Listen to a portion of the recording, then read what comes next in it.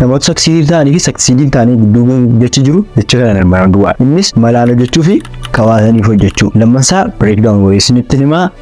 Akka fayyaa keessanii Kiyyaan jedhama. Sooshaal miidiyaa maanajarii, content creatorii fi graphic designerii wantoota akkasitti toltananii wantoota barumsaan akkasitti toltanan subscribe gochuun faamilii keenya ta'uu irraa hubatinaa gara pointii keenyaatti deemu. Innis utuu qabaataniif hojjechuu fi malaan hojjechuu seerudha.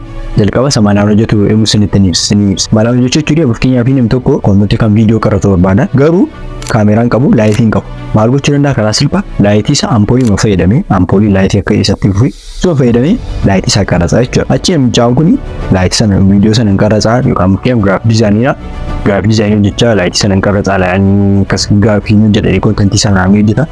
Namni graphic sana hojjetedhaan loogoo hojjetedhaan loogoo sana argatamti loogoo sana irraa kuma sadis kuma namas kuma tokko sana argata.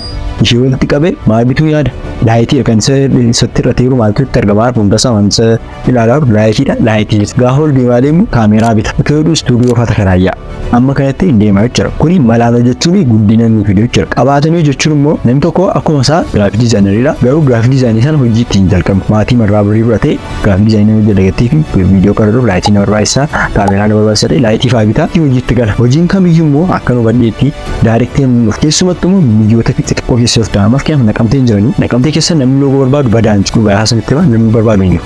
Loogoo amma hojjedhee isaanii naqamteetti nama tokko hin sobu nama tokko inni kaanii Finfinneedha. Hundi isaanii jechuudha. Hundi isaanii Finfinneedha. Kanaaf biyya xiqqoo keessatti kanaan immoo baqqaan hojjettu sanitti fakkaatan gaafa jalqabe irratti graphic design hoteela baay'ee yaadu hoteelli kun barbaada sooshaal miidiyaa irratti poostii gochuun barbaada. Yaada namichi kun poosteriin barbaachisan yaada namichi kun sooshaal miidiyaa maarketingii barbaachisan feesbuuk aadiin kun barbaachisan feesbuuk aadii bakka kun hojjeteeti kun bloog godhamnaaf yaadee sobara garuu gaafa keedeen barbaadan namni keenya barbaadu. Maatu xiqqoodha bakka naqamtee jechuun waan deemte keessa xiqqoodha. Magaalaa kanaa gadi keessa moorii jirtan jirtu. Isa keessa jirtu taanaanii akkas jalqabdeen laayitii guddaa bittanii jettan taanaanii bakka sakshii dintaatan maafii isanii birrii laayitii birrii 9,000 birrii 5,000 isa deebisuu yaaddu garuu birrichi 5,000 jaamtiti hojiin gaaksii poosterii tokko kan kuma tokko kan birrii 5,000 isin dhufaan jiru. Kuni qabaatanii hojjechuu fi malaan hojjechuu seenuu garaagarummaa isaa baasaa jechuudha. Amma kana maayikii kana argaa jirtu tana seenaa ogaasa jechuudha. Hojii biraa hojjedheen kan bitee jechuudha. Akkam godhee hojii mana qaamaa wayii gurguran ture. Baazaarii seeran beektaanii baazaarii gurguran ture. Minno see bazaar deemee seelsitii guyyaa 15 kun gurguree birrii 3,000 wayii argate. Birrii 4,000 waan biraa irratti baasee waan dirqama nama barbaachisu irratti baasee 5,500 tunaaf. Mana doon gurguru sanaati caammaanii birrii 5,500 gurguramaa. Isaan immoo birrii 1,000 fa'aa bitamaa fi achiis hojjetaa isaa eegalee ta'e. Amma baay'ee amma bituu yaada qaba. Baay'ee nama bituu yaada qaba. Irra reakshinii jechaan ture warra nama beektan ta'e yaaduu viidiyoo nama kolfisee hojjechaa ture. Sabitti dhaabe guyyaa biraa sanitti ba. Isa qarraxuu fi silkiin fayyadamaa ture. Hundura koo silkii mankaa nan dubbadhaa sagaleen tanaataa gaafa editii godhu sagaleen isaan itti daddabaadha. Taayimsituu fa'aan godha sagalee. Kanaachi maayikiin qabu. Maallaa yaadi koo keessa kan jiru birrii argadhee maayikiin bituun qabaadha. Achi maayikiin bitee maayikichi kuni baay'ee na fayyada. Garuu jalqabe isuma qabuun jalqabe bilbiluma koodhaan jechuudha.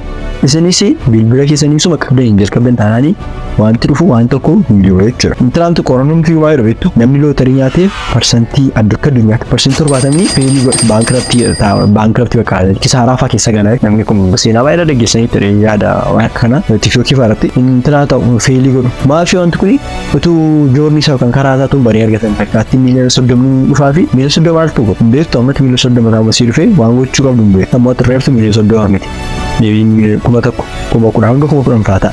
Gaafa ittiin guddachaa deemtu garuu intala aarii fi ta'aa deemaa jechuudha. Malaan hojjechuu fi qabaatanii hojjechuu garaagarummaa isaa kanadha. Qabaatanii hojjechaa gaariidha kan jibbisiisu maaliif aarii fi bakka saniif fayyada. Garuu expectationii keessan immoo wanta sana deebisuuf yaaddu taananii dubbatti hin deebisu. Kanaafuu tun qabaatanii hojjechuun garaagarummaa isaa kanadha. Waan badheeraadha. Wanti kun fayyada taanaan subscribe gochuun faamilii keenya ta'a. Wanta akkasii sunitti tola taanaan faamilii keenya ta'uun dirqama sanitti taa'ee mayyaadha. Amma viidiyoo sana dhufuutti gaaffii aswaan warri gaaffii qabdan gaaffii keessan gaafachuu dandeessu. Gaaffii diizaayinii faartiin barsee viidiyoo gadi ishee argateef safaa ilaaluu dandeessu. Wanta akkasiin tolaan subscribe like gochuun komentii gaaffii keessan gaafachuu dandeessu. Amma viidiyoo dhufuutti nagaan tura waliin guddannaa nagaan.